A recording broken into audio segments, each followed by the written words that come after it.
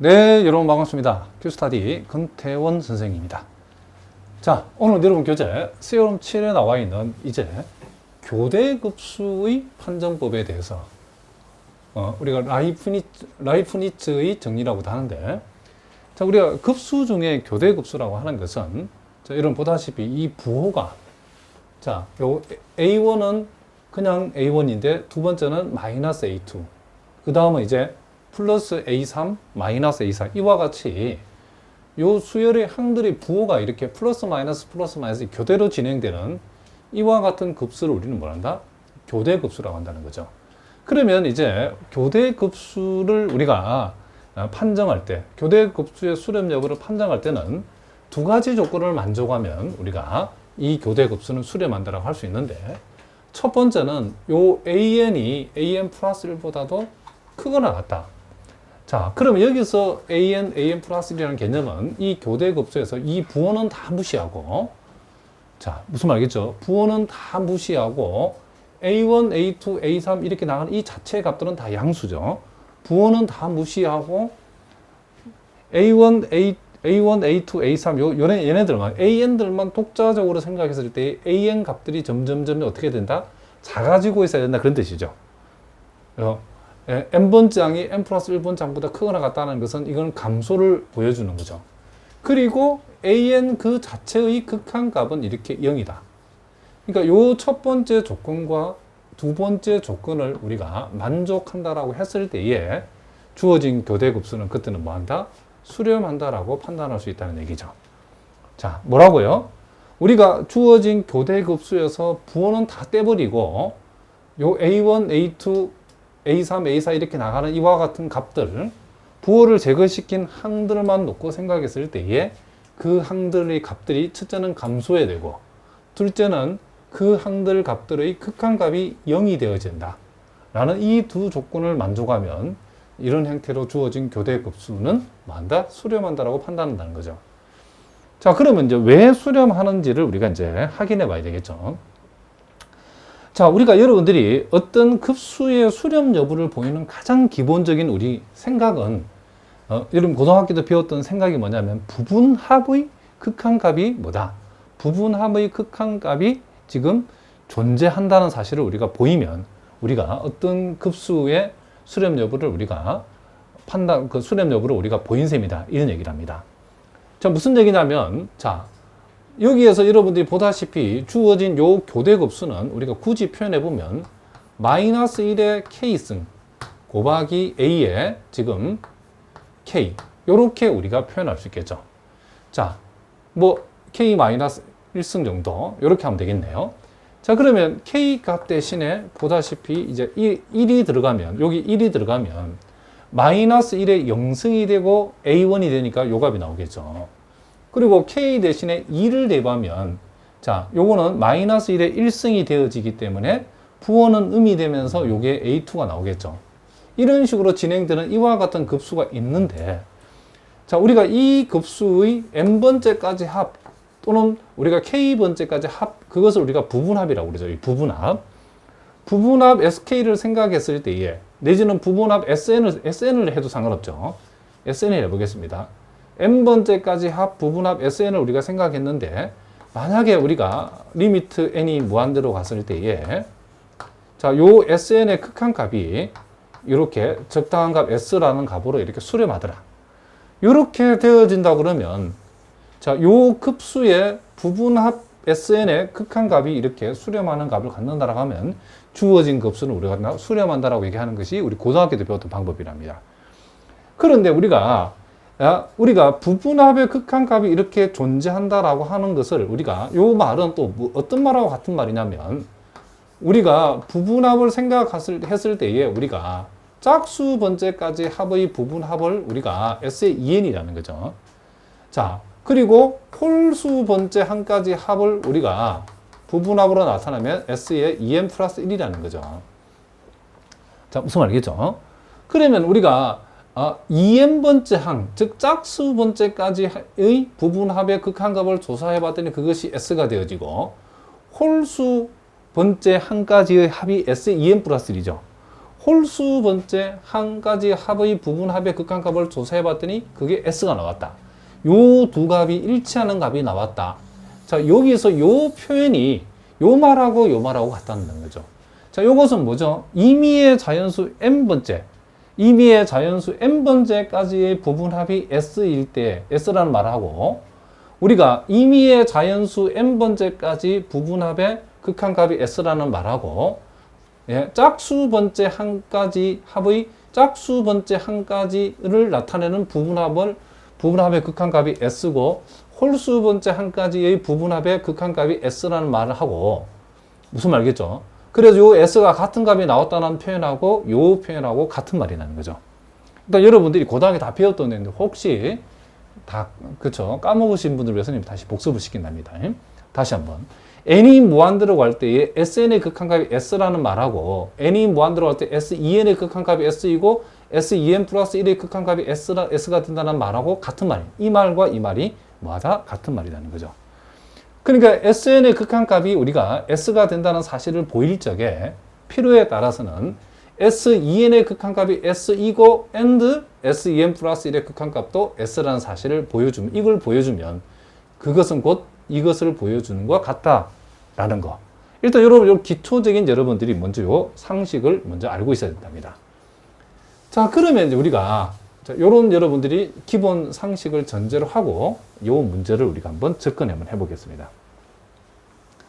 자, 여기서 다시 한번 우리가 확인해 보면, 이와 같은 어떤 교대의 급수가 있는데 이 교대의 급수가 1번, 2번 조건을 만족하면 우리가 수렴한다라고 했답니다.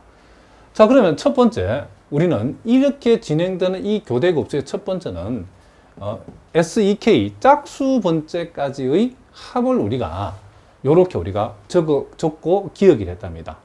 자, 첫 번째 항은 A1이고 두 번째 항은 마이너스 A2, 세 번째 항은 A3, 네 번째 항은 마이너스 A4. 이제 부호가 번갈아 나가는데 우리는 요렇게 이제 A1 마이너스 A2 첫 번째, 두 번째 항 가로로 묶고 세 번째, 네 번째 항을 가로로 묶고, 그리고 EK 마이너스 1번째와 EK 번째 항을 이렇게 가로로 묶어가지고 이렇게 합으로 표시했답니다. 그런데 동일한 EK 번째까지 부분합을 이렇게 표현할 수도 있죠. 이제 A1을 따로 빼고 마이너스 A2와 A3을 이렇게 짝으로 묶었다는 거죠. 마이너스를 끄집어내고 짝으로 묶으면 요거 두 개가 이렇게 표현되죠. 그 다음 요 마이너스 A4 다음에는 플러스 A5가 오죠.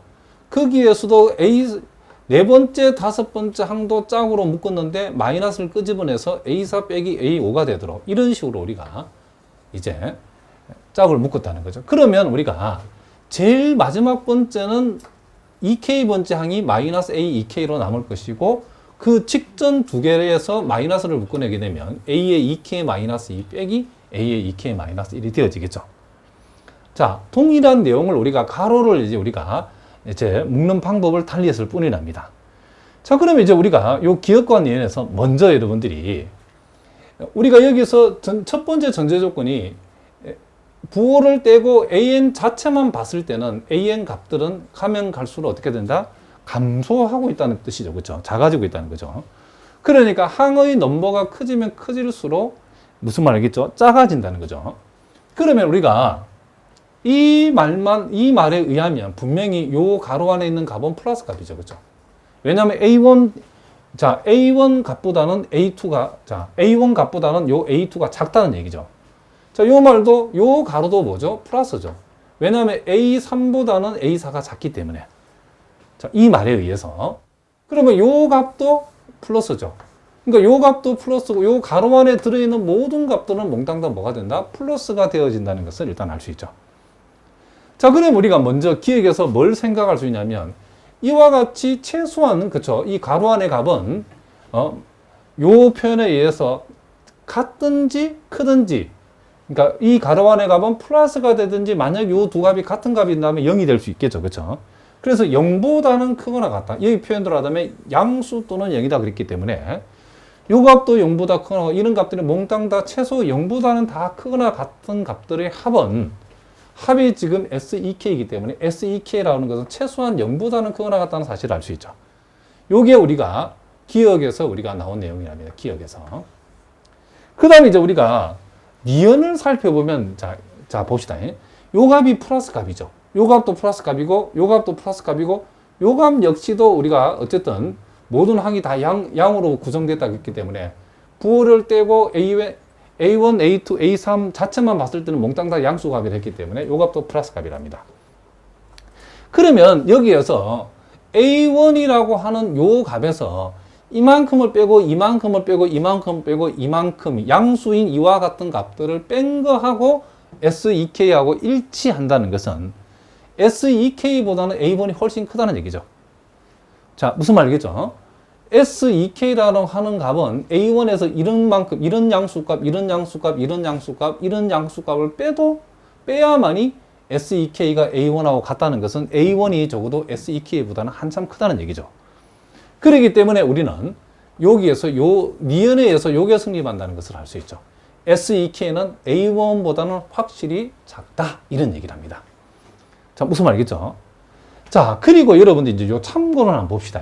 우리가 양항급수 서메이션 AN에서 부분합 SN이 항상 어떤 상수 K보다 작으면 그 급수는 수렴하고 그 급수의 합은 K보다 크지 않다. 그러니까 여기서 요 어떤 부분합이 특정한 우리가 상수값보다 작으면 그 급수는 수렴하고 그 급수는 그 상수값보다 크지 않는다. 이 말이죠. 그죠? 요게 지금 SN이 있는데 양항급수니까 일단 이게 0보다는 클 것이고 만약에 어떤 특정 상수 K보다 작다 하게 되면 요 SN의 요 놈의 극한값 리미트 n이 무한대로 갈 때 이 부분합의 극한값은 자, 어떤 특정한 값으로 이렇게 반드시 수렴하는데 이 특정한 값이 요 K보다는 뭐다? 작다는 얘기죠. 이 특정한 값으로 수렴하긴 하는데 작다는 얘기가 요 얘기죠. 자, 왜 요 참고가 성립하는지는 여러분들이 첨부 파일에 그 증명이 올려져 있으니까 첨부 파일을 참고하시기 바랍니다. 그러면 여기에서는 이제 우리가 무슨 얘기죠? 여기에서는 S의 EK라고 하는 어떤 부분합이 A1이라는 상수값보다 작다 했기 때문에 요 참고에 의하면 요 SEK는 요 부분합의 극한값은 반드시 어떻게 한다? 수렴하겠죠. 무슨 말이겠죠? 편의상 우리가 요 부분합의 극한값을 우리가 S라고 우리가 두고 그 값은 수렴하는데 이 S는 확실히 A1보다는 일단 작은 값으로 우리가 잡았다. 그런 얘기를 합니다. 요 참고에 의해서. 자, 무슨 말이겠죠? 자, 그럼 여기에서 우리는 S의 EK의 부분합의 극한값이 S라고 S에 수렴한다라고 우리가 둘 수 있다는 거죠. 이것을 우리가 디귿이라 했다는 거죠. 자, 그러면 S의 이제 EK 플러스 1이라는 것은 우리가 S의 EK에다가 항을 하나 더 더한 거죠. EK번째까지 합에다가 EK 플러스 1번째 항을 어떻게 한다? 더한 것이 S의 EK 플러스 1이라는 사실을 우리가 알 수 있죠. 왜 EK 플러스 1번째는 플러스인지는 우리가 여기 보면 알겠죠. EK번째 항이 지금 마이너스이기 때문에 그 다음 항은 플러스가 나온다는 것을 우리가 알 수 있죠. 자, 그러면 우리가 n이 무한대로 갔을 때에 a의 EK 플러스 1의 극한값은 0이다. 그것은 요 2분의 1에서 그렇다는 거죠.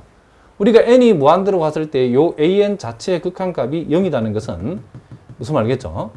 자, 여기 n이 무한대로 가는 게 아니고 k가 무한대로 가야 되겠죠. k가 무한대로 갔을 때에 a의 ek 플러스 1의 극한값은 0이다. 그러면 우리 그 이유는 n이 무한대로 갔을 때에 an의 극한값이 0이기 때문에 그렇다는 거죠. 무슨 말이겠죠?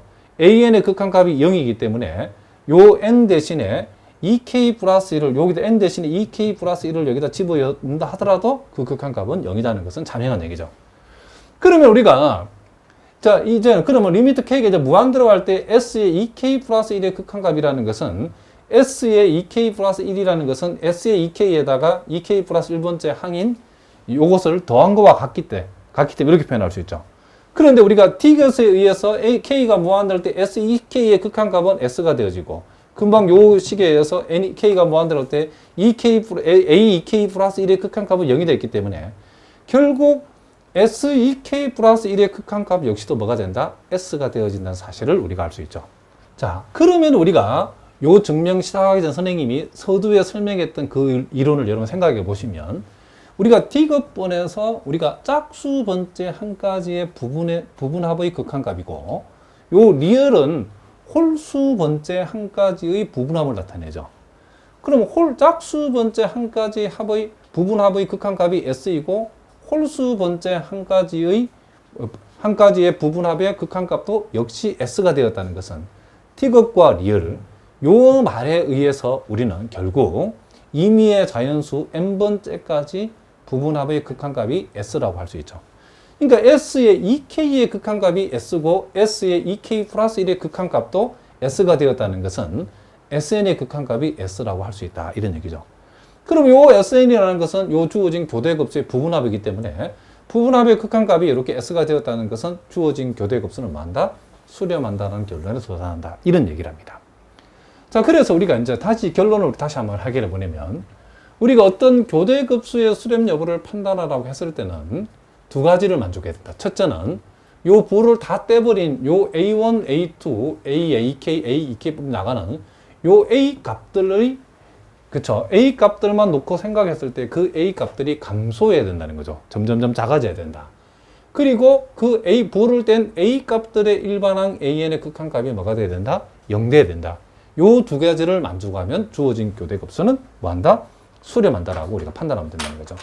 자, 그럼 우리가 간단하게 실전 문제를 통해서 한번 확인해 보겠습니다. 자, 다음 급수가 수렴함을 증명하라고 그랬죠. 그럼 여기서 말하는 A의 N이라고 하는 것은 이 부호는 무시하고 요 1, 숫자만 보자는 거예요. 2, 3분의 1, 자, 1, 2분의 1, 3분의 1, 4분의 1. 이 숫자만 봤을 때는 요 An은 뭐다? N분의 1이라고 할 수 있죠. 그럼 우리는 여기에서 A의 N이 N분의 1이면 AN 플러스 1은 N 플러스 1분의 1이죠. 그럼 우리 요 사실로부터 뭐가 성립한다는 거? AN하고 AN 플러스 1을 비교했을 때에 AN이 AN 플러스 1보다는 크거나 같다는 것을 알 수 있죠. 왜냐하면 요게 뭐고, 지금 N분의 1이고, 요게 뭐니까? N 플러스 1분의 1이니까. 자, 요게 성립한다는 사실을 우리가 알 수 있죠. 그리고 두 번째, 중요한 게, 리미트 N이 무한대로 갔을 때에 AN의 극한값. 즉, 리미트 N이 무한대로 갔을 때에 N분의 1의 극한값은 뭐다? 0이라는 사실을 알 수 있죠. 그러니까 우리가 교대급수의 수렴 조건 두 가지를 다 만족하고 있죠. AN이 AN 플러스 1보다는 크거나 같고 AN의 극한값이 0이다. 그러므로 우리는 이 두 사실을 만족했기 때문에 주어진 교대급수는 뭐한다? 수렴한다는 거죠. 그러니까 우리가 교대급수의 수렴 여부를 판단할 적에는 뭐만 본다는 거죠? 이 부호, 플러스 마이너스 바뀌고 있는 이 부호는 무시하고 요 숫자들만 가지고 만든 일반항을 놓고 생각했을 때에 그 일반항이 그 숫자만 가지고 생각한 일반항이 바로 이렇게 AN이 AN 플러스 1보다 크거나 같다. 즉 감소 수열이 되어야 되고 그리고 그 일반항의 극한값이 뭐가 돼야 된다? 0이 돼야 된다. 요 두 가지를 만족하면 그 주어진 교대급수는 뭐한다? 수렴한다라고 우리가 판단하면 된다는 거죠. 자, 무슨 말인지 아시겠죠?